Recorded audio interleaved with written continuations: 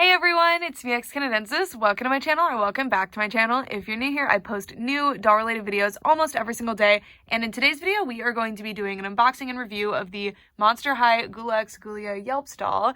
So this is the Collectors Club, Fang Club exclusive doll, and I'm having a lot of trouble with the glare, so excuse this angle, but as you can see, her package is extremely reflective, but let me show you each side of it, and then I'm just gonna get her right out of the box and we'll get started. So there's a little graphic there. This is the Deadfast logo. Zombies are monsters too.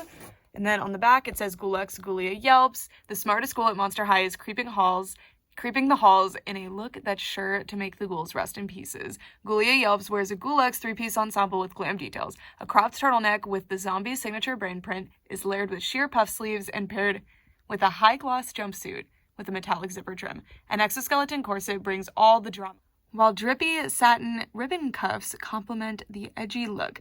The outfit reaches new heights with thigh-high boots in the signature brain print with a scary cute skelet heel. Dramatic makeup and ghoulish accessories, including glowworm earrings, skeletal crown, and gravestone purse, complete the look and make Ghoulia a bona fide fashion icon. That was a long one. Okay, and then on this side, it says Monster High, and the bottom of the packaging has your UPC and more. All right, so let's get her out of the box. Really appreciate that this box is so simple. It doesn't have any weird door or anything, so for display it's super easy, but you guys know I unbox my dolls, and I don't feel bad recycling this packaging or using it as a riser because it's not super interesting, but it is gorgeous packaging. I like it a lot, is my point. Ghoulia Yelps is out of the packaging, and this is how she looks right out. She is so fabulous. So all you get is what the doll is wearing, a stand, a purse, and a little certificate. I really don't understand including a certificate when there's no edition size. I don't even care that this doll doesn't have a set number, like this is number 43 out of whatever, but I don't know. This is really just a piece of paper, but I do like the texture of the paper. Ooh, nice paper. But anyway, I really wish that Mattel would come forward and say the edition size, because these are limited dolls. There is a set number of them.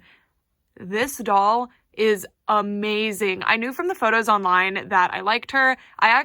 Normally I don't really look too closely at the dolls. I just make sure that I like them and then I buy them.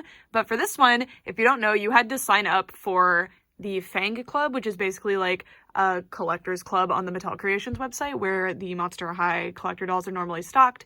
And you had to be a member in order to earn the right to purchase the doll.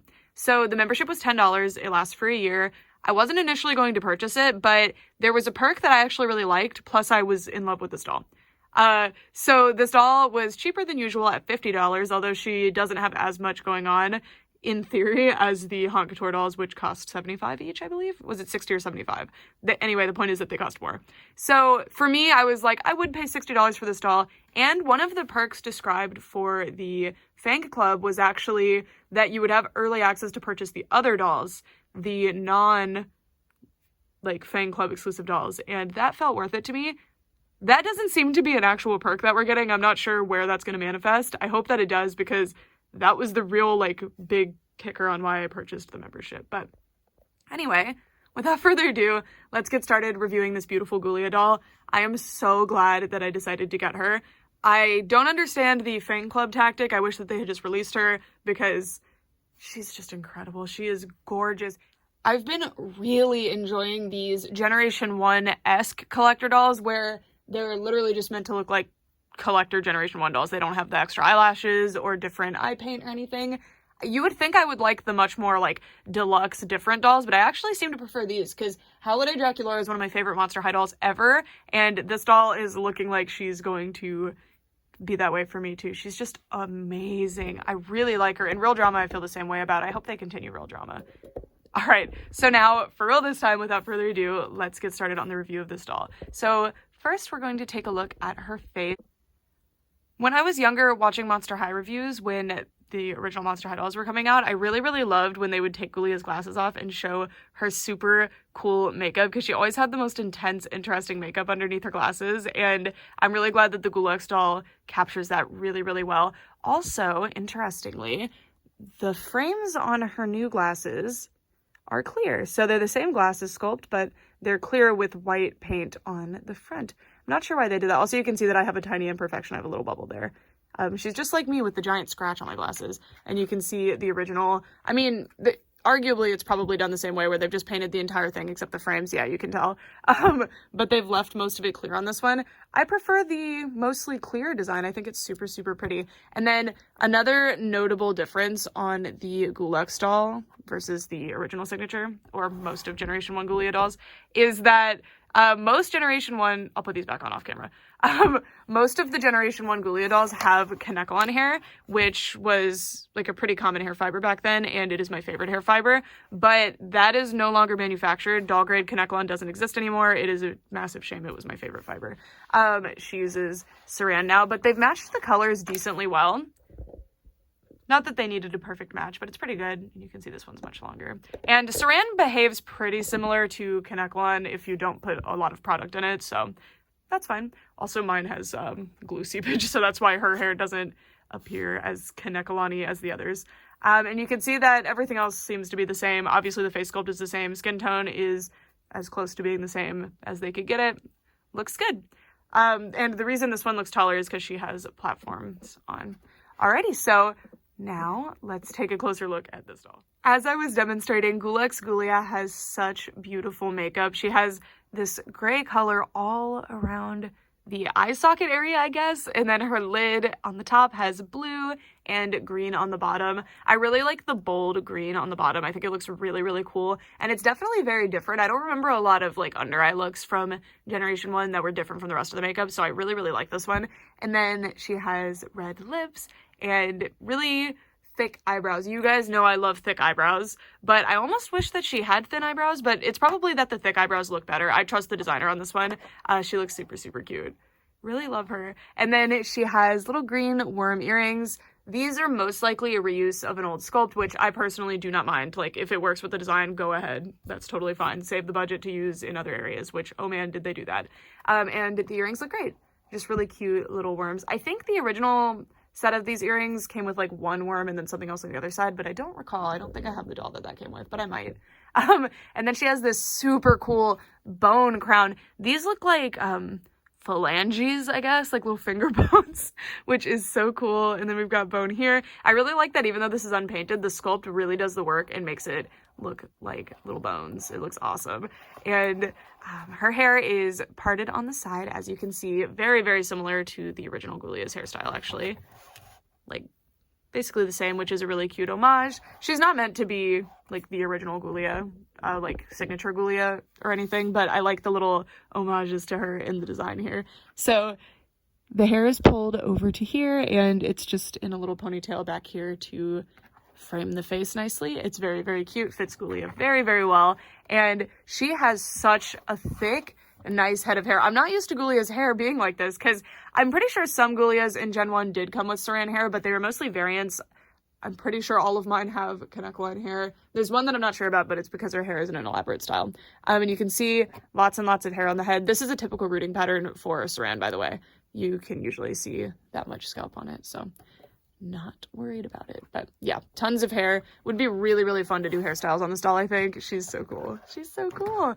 Alrighty, so now it's time to move on to this amazingly gorgeous outfit. I love this outfit. Oh my god. So let's get started. I don't even know where to begin. So, okay, the big statement piece here is that she has this ribcage underbust corset thing. I think it's an underbust. I don't know where it's supposed to sit. Is it supposed to sit like down a little bit more? Like that? Or is it supposed to be over the like chest? I'm not sure. But anyway, it's some sort of corset. Oh, look at the back. Look. Oh my god. I didn't realize that's what that choker thing was. Oh, that's amazing. Okay, so this is the vertebral column. Oh, wow. And we've got the tailbone at the bottom. That is so cool. I love that. And then there's a little wrap here. And then the ribs here. This is so cool. I wonder what this little doodad is supposed to be anatomically. I'm not sure, but this is beautiful. I love the design of this. It's awesome. And then she has this little, I'm trying to see if these are separate pieces. Please be separate pieces. They are separate pieces. Yes. Okay. So those of you who like doing restyles and just in general for doll quality, it's always good to have separate pieces, and these are separate pieces, which I actually wasn't expecting. So, oh my gosh, that's awesome. So this is a little turtleneck. I'm not sure what these are called. I've seen them in fashion before, and I think they're super cool, where you just like cut a shirt and just have the sleeves and the neckline. It's so cool. So this actually opens and closes at the front here. It's got ribbed fabric at the neck to be like the turtleneck, and this really nice graphic brain print all over. And then these little sleeves are actually totally separate pieces. I love how customizable this doll is. Like, if you don't like these puff sleeves or you want to use them somewhere else, they come right off, which I will be doing in a little bit. I will take everything but the little romper thing off so that you guys can see what that looks like. I love this. She's so cool. This puff sleeve turtleneck combo was specifically designed with me in mind. I'm joking, but like, I love puff sleeves. I love turtlenecks. I never thought you could combine them like this, and it's beautiful. It's just beautiful. It's marvelous. I love it so much. So, and I love that if you hate puff sleeves, you can take them off if you want to. I don't understand you if you hate them, or you can just put them on another doll, which, oh man, I wish that I got more of this doll so that I could play with these pieces more, because they are so cool. So cool.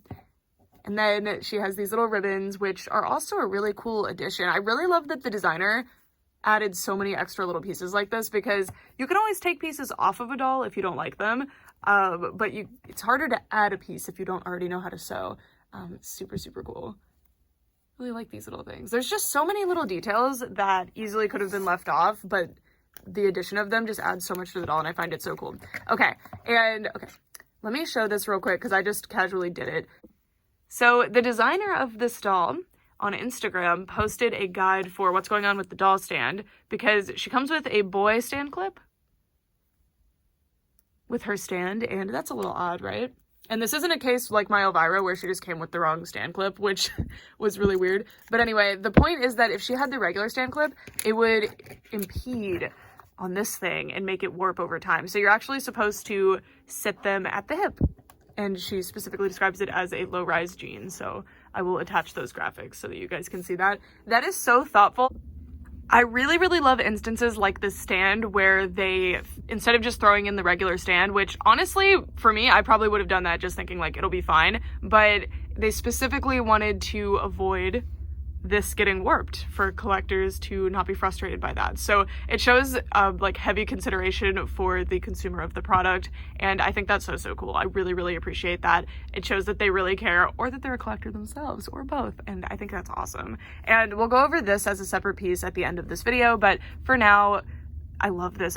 So it's this pleather material. I would worry about this peeling over time. I hope that this is a newer version of this pleather material that doesn't peel, but this is, the way that this fabric is created is that it's just like a thin lining fabric, and then they paint this black over it, and then that is delivered as like a fabric skein or whatever you would call it, and then that's what's used to like cut it up and make it into the outfit. So over time, sometimes the paint can flake off. So I really hope that does not happen with this, because it's beautiful. So you have this little zipper looking trim thing down the center. There's also, you can kind of see them, little clear elastic straps, which is great.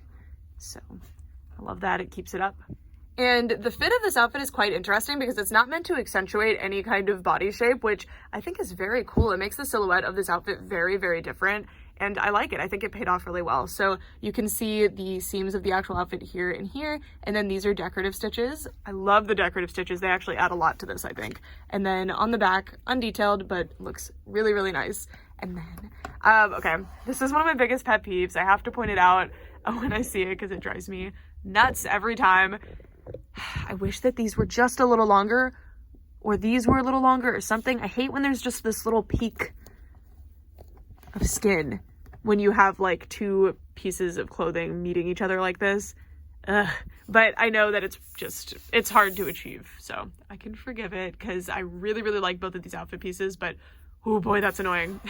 Okay, so now let's take a look at the boots. She has fabric boots. I really hope we see more fabric boots from Monster High. These are amazing. Look at them. I can't believe on one of the cheapest collector dolls they've done in the past like 5 years, they managed to do this. I appreciate it so much. It's just beautiful. Also, if you see this hair that's getting everywhere, Saran hair sheds a lot when you first get it. You really need to brush it out quite a bit, but I don't like to do all that before I do my reviews because I want to show you what the doll honestly looks like when they're unboxed, just so you know. That's why there's so much hair shedding. All right, so these fabric boots are amazing. They're amazing. So it looks like they're just, yeah, so there's no Velcro or anything. You just have to slide them on and off the doll. They are made out of that pleather material, and it's actually like a special printed pleather, which I think is super cool.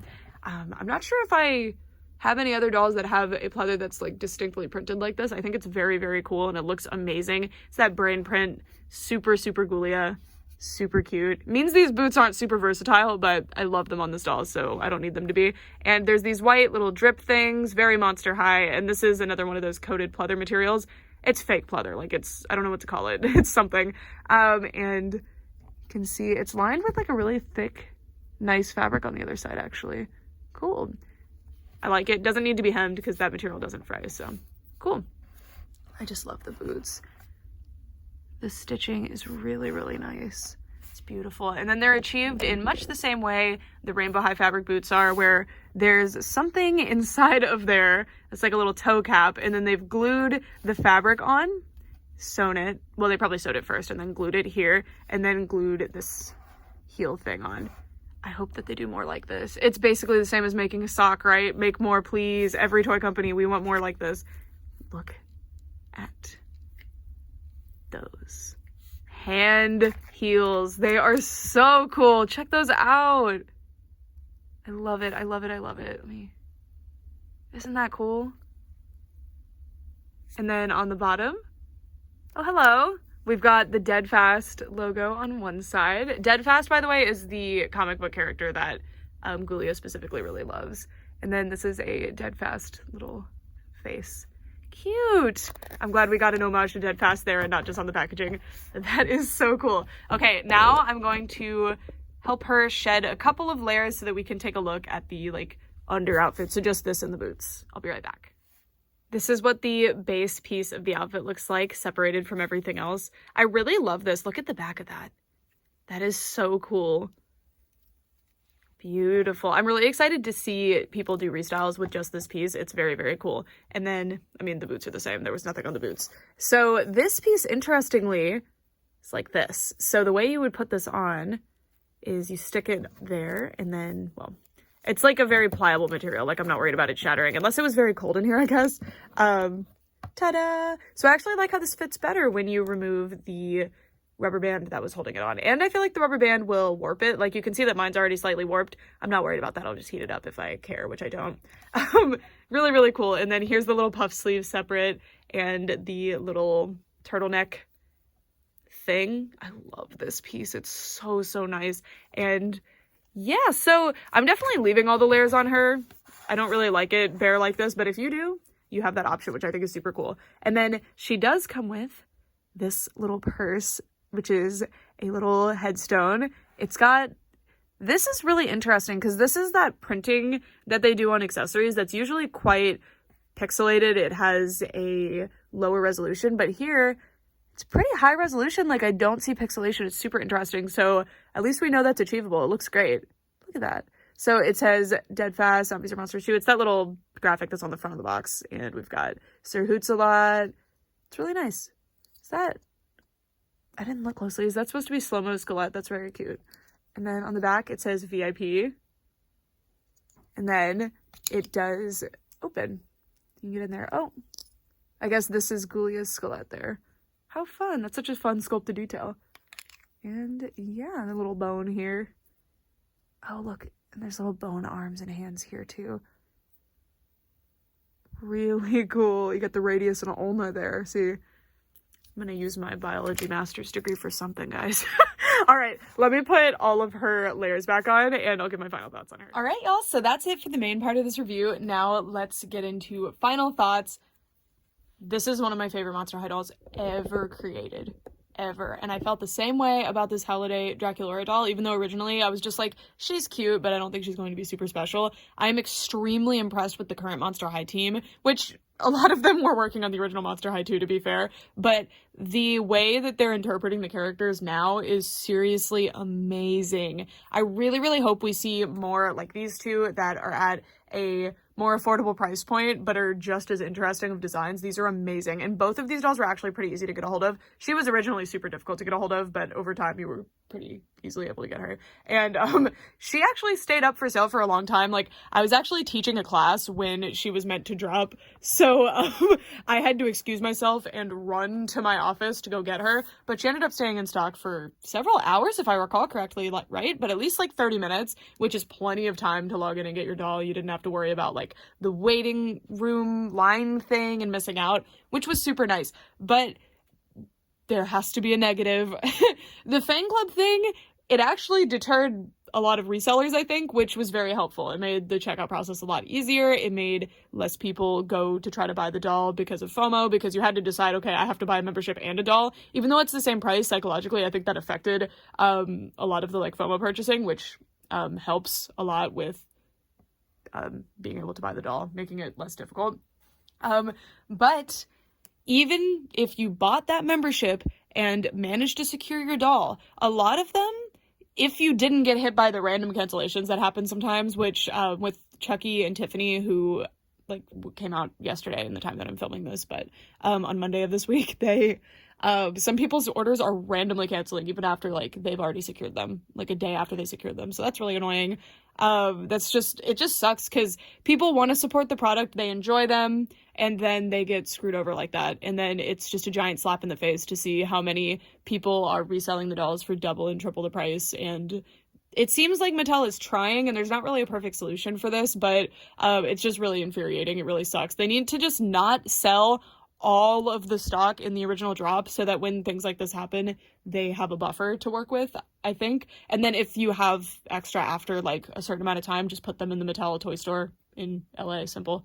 I don't know. I feel like that would work. I just hate that all these limited edition drops, if you get screwed somehow, you're done, even if you already paid. So in this case, people paid about a month ago for Ghoulia. She shipped last week, and a bunch of them were shipping to the wrong places. So for example, one of my friends, theirs was shipping to what was technically the right address, but in a totally different state. And when they contacted Mattel about it, Mattel was just like, there's nothing we can do. And I don't even think they've gotten the refund yet. But most of these collectors don't want a refund. They want their doll. So, and I know these are unfortunate, unforeseen circumstances, but it really, really sucks that, I mean, there was even someone on Facebook bragging that somebody else's doll had shipped to one of their coworkers, and their coworker opened the package, which is very illegal, by the way, and gifted it to the coworker. And the person felt like proud enough, entitled enough, emboldened enough to brag about this happening on Facebook. So that's somebody else who actually purchased the doll and actually sat and waited for a month, actually paid their money, their hard-earned money for the doll, likely haven't even gotten a refund yet, and this person is bragging about how they got that doll. They committed an actual crime and stole that doll.